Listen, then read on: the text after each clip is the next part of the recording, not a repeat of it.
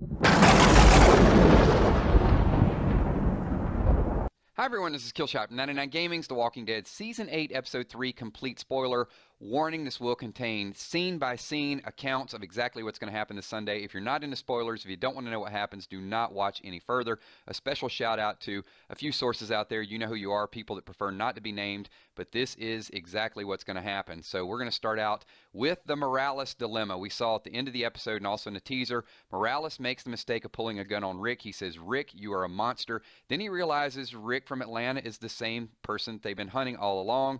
Rick actually chimes in and tells he tries to reason with him a little bit, and he says Negan killed Abraham, he killed Glenn in front of his pregnant wife. So there's just a lot of back and forth. Rick's trying to buy a little bit of time, and then the conversation is cut a little bit short because in walks Daryl with a crossbow, and bam, there's no more Morales. It makes you wonder why they brought him back in the first place. They bring him back basically for 2 episodes.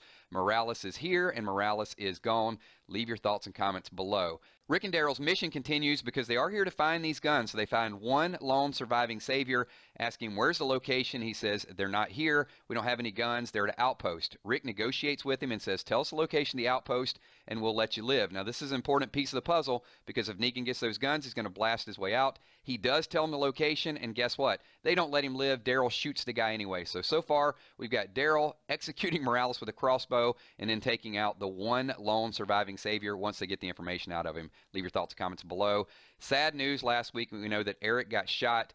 Aaron put his hand over his stomach, tried to stop the bleeding. Well, in this week's episode, we see Aaron actually escort Aaron over to the tree. They have a very touching scene. Eric says, leave me here and go fight. They need you. They go back and forth a little bit. Aaron finally gets up, walks away, goes and helps win the fight, and then afterwards he goes back to check on Eric, only to find out that Eric is already reanimated. He's a walker. He wants to go put him down, but they have to get out of there because there's more saviors on the way. They don't have time to do it. So Eric is just walking through the fields. Now to the Morgan and Jesus drama. I have to tell you, this was very frustrating last week. So we know they're back and forth. Should they kill him? Should they take him prisoner? So they're walking back to the hilltop. Along the way, Morgan and Jesus having some dialogue. Morgan says, you know it's dangerous to keep these people alive.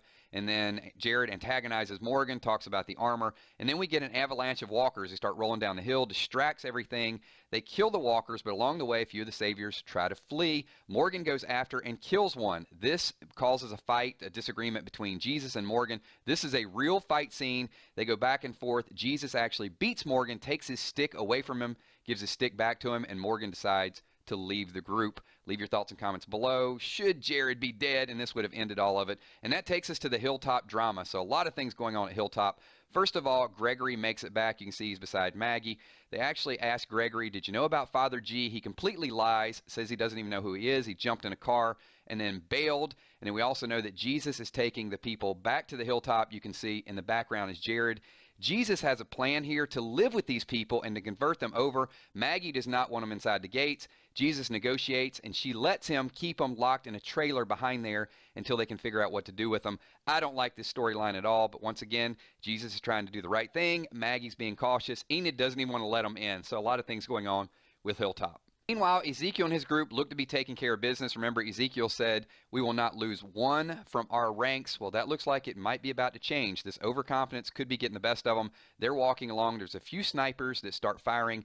Daniel actually goes over and protects the king, lays over top of Ezekiel, takes a few bullets.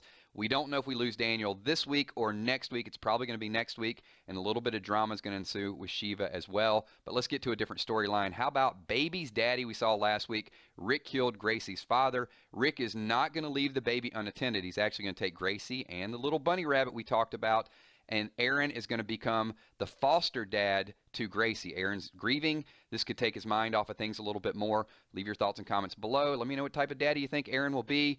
And still alive. There are a few people that should be and maybe shouldn't be. Gregory has weathered the storm.